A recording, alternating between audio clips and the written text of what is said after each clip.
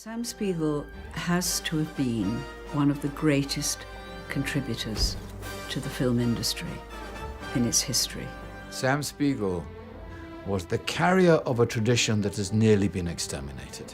Sam Spiegel was, I think, a really great producer. The Spiegel is probably the last great filmmaker of yesteryear. Sam Spiegel was a very talented monster. He was an angel and a devil, and I loved him. But maybe I loved him like you love a tiger. Who is Sam Spiegel? I mean, Sam Spiegel is an immigrant. He is a refugee. He's a guy who comes from nothing. He winds up being a major Hollywood producer. Sam Spiegel était secret et énigmatique. Il s'est réinventé 1000 fois, tout en faisant constamment évoluer le scénario de sa propre vie.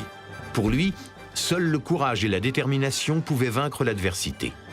Cette croyance se retrouve non seulement dans les films qu'il a produits, mais aussi dans son parcours personnel, qui a fait de lui l'un des producteurs les plus mythiques d'Hollywood, à l'égal d'un Zanuck, d'un Selznick, d'un Goldwyn ou d'un Meilleur.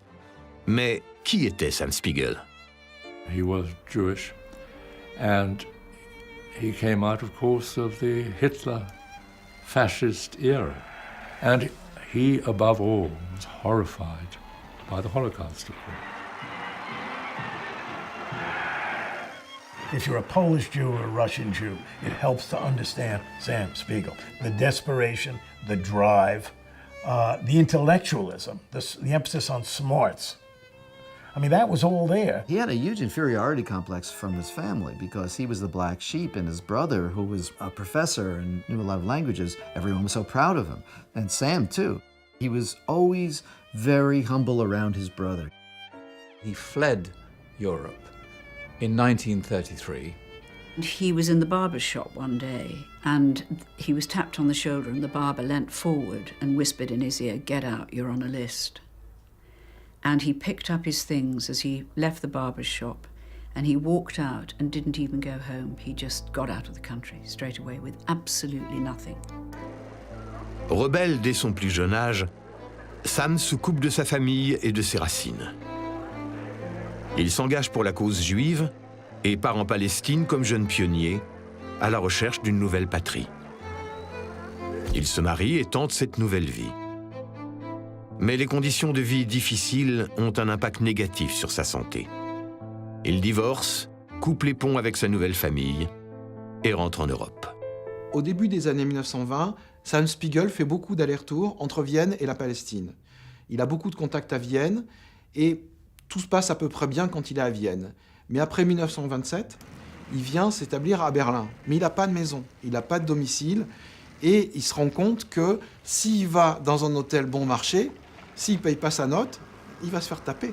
Et il peut se retrouver un jour avec les genoux brisés ou la tête explosée dans la rue. Et il comprend que dans les grands hôtels, les gens n'aiment pas le scandale. Donc, si lui amène de la publicité à l'hôtel avec des actrices, avec des auteurs, avec des politiciens, organise des fêtes, il trouvera toujours quelqu'un, un milliardaire, un industriel ou un riche collègue qui va payer l'addition. Donc il va utiliser ça pendant des années, à Berlin, à Paris, mais à Londres et à Los Angeles, ça ne marchait plus du tout. Donc il a eu beaucoup de problèmes à cause de ça. Sam got deported because he had been passing bad checks. And so he got arrested. He went before a judge in London. He was given 3 months in prison and deportation back to France. He had a refugee mentality, for sure. He probably didn't trust anyone. The assumption being some quasi-paranoid, but justifiably so. In 1939, Sam comes in from Mexico illegally into the United States. And he uses the name now S.P. Eagle. This is because he didn't want to use Spiegel because he had a record.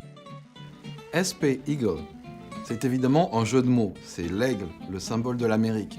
Mais c'est aussi un nom qui est dans la lignée de tous ces changements de nom que beaucoup d'artistes non anglo-saxons, non protestants anglais prenaient pour se créer une nouvelle identité. C'est-à-dire qu'il y avait Shelley Winters, Kirk Douglas, John Garfield, Edward G. Robinson, tous ces gens qui avaient des noms à consonance germanique ou sémitique ont changé de nom pour pouvoir s'intégrer dans le milieu hollywoodien. the great names of Hollywood were all European Jews who realized that they could not any longer have a life in Europe. It was Europe's loss, remains Europe's loss, and is our gain.